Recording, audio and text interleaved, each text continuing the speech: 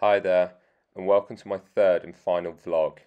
Here I'm going to be talking about the coaching process, and I will evaluate the coaching behaviours and techniques I use whilst completing a coaching session. There are many definitions to define the coaching process. Here, Borey and Knowles define it as a series of stages that a coach goes through to aid learning to improve a single or set of skills. However, a more recent and more holistic definition by Benny and O'Connor refers to the coaching process as a process of developing an individual behind the player to develop on and off-field benefits. Although there are definitions of the coaching process, it is a more dynamic and complex topic. Here is an image taken from the UKCC coaching model. As you can see, the coaching process is a continuous process which is essential to optimise performance. Personally, I believe a key component of coaching is the review process to address what went well and what needs to be improved upon to ensure the athlete or group of athletes are optimising their learning. Due to the continuous nature of the coaching process, reviewing the session allows a coach to plan any adjustments either during or post-session and implement it to ensure that optimal performance is achieved. Here is the session background, which is set out using the Who, What, How framework by Abraham and Collins. The athlete is a recreational netballer with a low training age, and I'll be coaching them through a squat and hinge pattern in the gym with the use of internal, external and visual cues. So you're going to get into the split stance position. Okay, so that's it, perfect. So you're going to go left knee over toe, chest over knee, relax those arms and relax that back. You're going to bend both knees down towards the floor, and then you're going to come back up. The aim of this split squat is to keep the athlete's centre of mass over their base of support on the stance leg and maintain a good co-contraction of the muscles around the joints of the lower limb. Evidence by Wolf and Prinz indicate that the use of internal cues enhances movement efficiency, whilst Porter and colleagues found an increase in body awareness, allowing athletes to better understand their body positions and muscle engagement.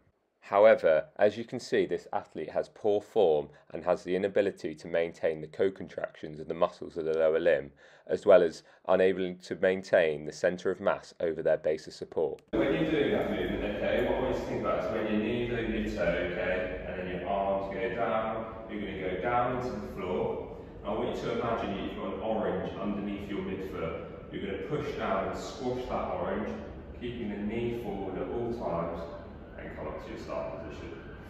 Due to the poor execution of the movement, I demonstrated the exercise myself whilst transitioning from the use of internal to external cues. The supporting evidence for the use of demonstration states that it enhances skill acquisition and performance, improves confidence and motivation, whilst also allowing the coach to reinforce key verbal cues. Here you can see a much improved split squat. However, during the ascent, the knee still wants to extend before the hip, indicating a loss of co-contraction at the knee joint. So what we've introduced now is this foam roller, okay? So I just want you to think about on the way up, keeping your knee as close as you can to that foam roller, okay? So when you're ready.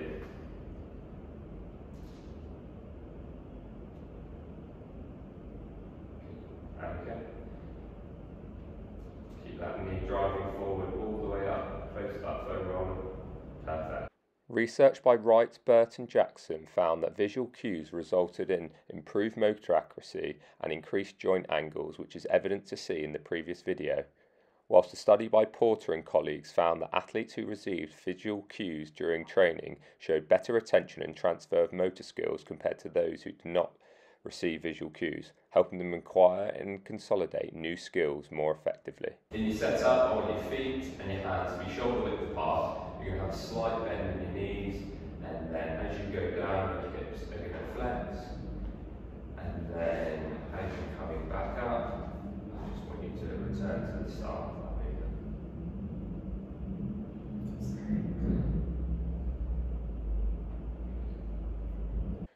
During that video, I noticed that I utilised a high volume of internal cues to coach this movement, which seems to come across overwhelming for the athlete as they complete the movement suboptimally. I also didn't demonstrate or use external cues, unlike the split squat where I had previous success. Therefore, during the session, I reviewed in my head how I could improve this, and then I planned and delivered an alternative coaching behaviour, which is a key part of the UKCC coaching framework. Upon review, I noticed the athlete had an excessive anterior pelvic tilt during their setup. This puts the proximal hamstring in a lengthened position, which is suboptimal for force production, as well as sensitizing the muscle spindles within the muscular tendinous junction, which would indicate why they're unable to achieve adequate range of motion during the movement. So I want you to think about your pelvis as a bucket, okay? So essentially I want you to be able to arch your lower back and think about tipping the water out. Perfect. And then going in the opposite direction and actually scooping the water out. Perfect, that's it. What we've just done on the floor there, I want to think about the pelvis being that bucket, okay? So if we get into our stance, I want you to be able to tip the water forward. That's it. And then scoop back underneath. I now want you to find that mid-range between tipping the water forward and then scooping up, and then that's going to be the start position when you complete your RDL. External cues help the athlete direct their attention away from internal thoughts and distractions, which allows them to maintain their focus. A study published in the Journal of Motor Behavior investigated the effects of internal versus external cueing on perceived task complexity. Participants who received external focus cues perceived the task as less complex compared to those who received internal focus cues, whilst also performing the task with greater accuracy. So what I want you to imagine now is that you've got a piece of string attached to that bar, okay? I want that bar to go directly down, and then on the way back up, I want you to think about that string coming directly out. The external cueing and practice of achieving more optimal pelvic positioning during the setup, alongside simple concise cueing of imagining a string is attached to the bar, allow the athlete to complete the exercise with greater range of motion and an optimal bar path as seen in the video. There are large amounts of evidence supporting the use of low-volume intraset feedback for effective motor outcome. A study by Wolf and Scheer examined the effects of high and low frequency feedback. The results indicated that low-frequency feedback groups outperform the high-frequency groups during both skill acquisition and memory retention, suggesting that athletes benefit from having opportunities to process information independently without constant feedback. Chow and colleagues also suggest that high-volume cues prevent an athlete's ability to self-correct their training errors, whilst there is evidence to suggest that an athlete only has the ability to retain between 5 and 9 cues, indicating the importance of concise cueing.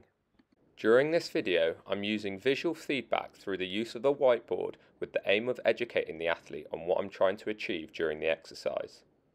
I use this image on the whiteboard to explain the role of the calf complex and quadriceps during stance phase of running. This is based on the research by Dawn et al. In 2013, who investigated the muscular strategy of lower limb muscles during different phases of the gait cycle whilst running at different speeds. But as you can see, that actually our calf complex is responsible for up to 10 times body weight during steady state running. Okay, and then also our quadricep muscle, okay, is actually responsible for up to 5 times body weight. So these exercises will be really important to ensure that those two are working not only efficiently, but also working together. There is a vast amount of research supporting the phenomenon known as the picture superiority effect. The research has consistently shown that memory for pictures is superior to memory for words. A well-known study by Pavio and Desroches provided participants with a series of words and pictures and later asked them to recall them. The results demonstrated a clear advantage for picture recall over word recall. The author suggests that visual stimuli engage visual processing systems and activate brain regions associated with memory. This results in better retention and recognition performance. As a coach, I always like to use visual feedback and images to help the athlete retain information, and I've found that has a positive transfer to skill acquisition and performance. This study back in 1969 by Dale shows the significance of visual feedback compared to verbal feedback, indicating a significant increase in visual retention versus verbal retention at both 3 hours and 3 days post-intervention. To summarise my coaching behaviours during the session, it was evident that the athlete responded more efficiently to external cues. Therefore, upon reviewing my coaching behaviours, I will continue to plan and deliver more concise external cues for athletes with a lower training age.